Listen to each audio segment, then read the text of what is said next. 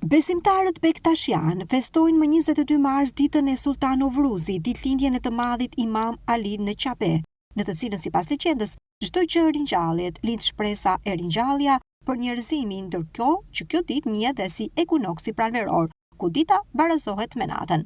22 marsi është një ditë e re ku të gjithë shpresojnë për një të ardhme më të mirë. Kjo festë për besimtarët përfaqëson një ditë të shënuar dhe më të bekuarën e vitit. Ai ka lindur më 22 mars dhe është një nga shenjtorët më të mëdhenj të gjitha kohërave dhe i pari i 12 imamëve. Imam Aliu ishte një nga imamët e mëdhenj, i pajisur me një dituri të jashtëzakonshme.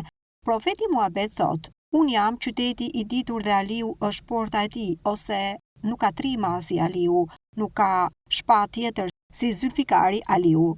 Kush do Alin më ka dashur mua, kush uren Alin më ka uruar mua, prandaj me të drejtë e quaj prirësin e besimit arab, dietarin arab që bën epokë të ardhë dhe që i dha dritë njerëzimit mbar.